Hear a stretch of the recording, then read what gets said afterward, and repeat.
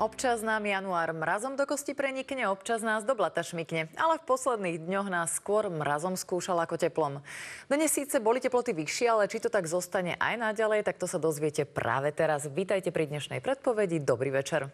Cez strednú Európu dnes začal postupovať od severozápadu frontálny systém, ktorý postupne zatiahol oblohu oblačnosťou a popoludní z nej na väčšine územia vypadávali zrážky.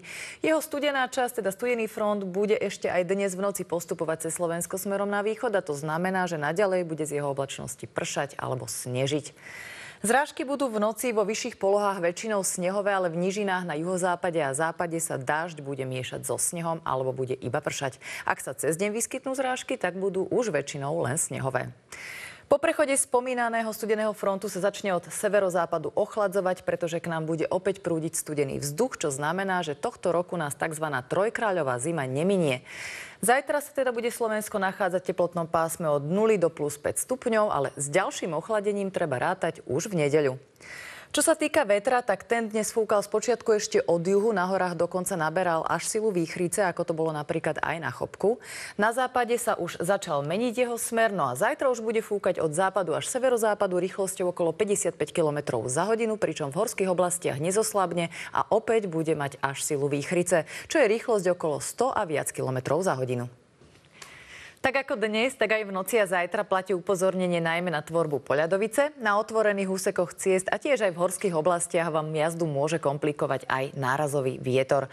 V noci bude obloha na Slovensku zatiahnutá oblačnosťou, z ktorej bude na mnohých miestach snežiť, na juhu pršať a tiež sa nájdu miesta, kde budú padať zrážky zmiešané. Ako som už spomínala, pozor, bude sa tvoriť poľadovica.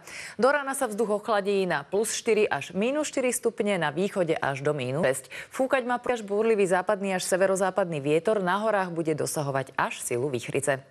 Zajtra to bude s počasím ako na hojdačke. V noci prejde na juhovýchod jeden frontálny systém, cez deň sa počasie o niečo zlepší, ale k večeru začne pribúdať od západu oblačnosť ďalšieho frontu.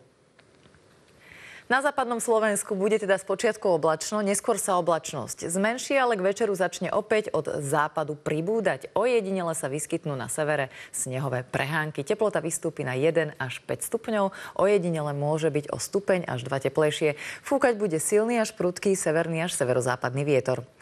Na strednom Slovensku bude tiež oblačnosť premenlivá. Najprv jej bude viac, potom prechodne ubudne a k večeru začne opäť od západu pribúdať. Na severe môže cez deň slabo snežiť alebo sa vyskytnú snehové prehánky. Teplota sa bude pohybovať od minus 1 stupňa na severe do 4 až 5 na juhu krajiny. Aj tu bude v horských oblastiach poriadne veterno.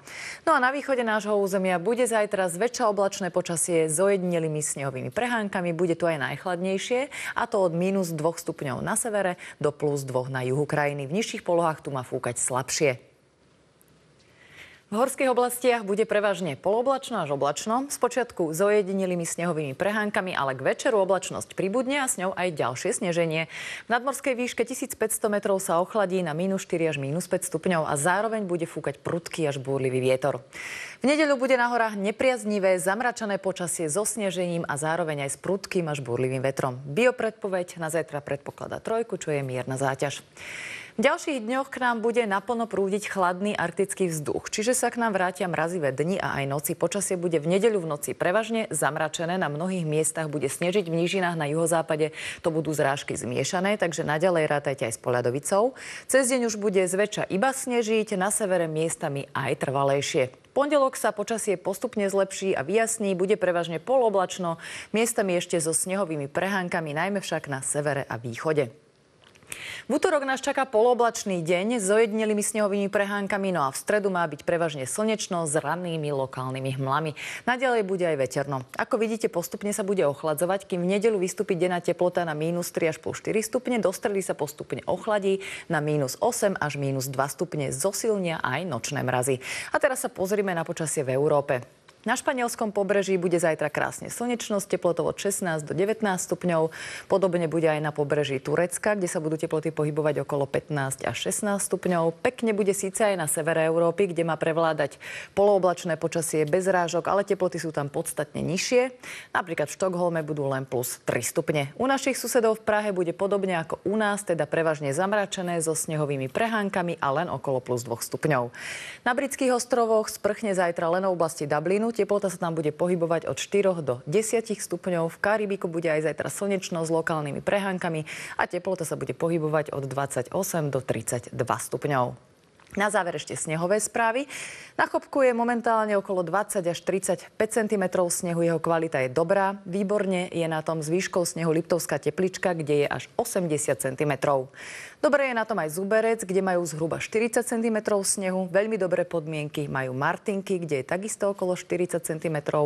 Salamandra Resort si polepšil o 10 cm, takže teraz sú tam pri 30 cm snehu podmienky na lyžovanie veľmi dobré. Z ďalších stredísk majú veľmi dobré podmienky na lyžovanie napríklad Tále, kde majú okolo 40 cm snehu. No a veľmi dobrá lyžovačka na vás čaká už aj vo všetkých nasledujúcich strediskách, len keby ten vietor tak nefúkal. Dnešná predpoveď sa týmto končí. Na Markíze sa ale večerný program iba začína. O 20:30 vysielame veľmi obľúbený dobrodružný film Harry Potter a Kameň mudrcov. Tak teda príjemnú zábavu a ja sa na vás teším aj zajtra. Dovtedy dovidenia.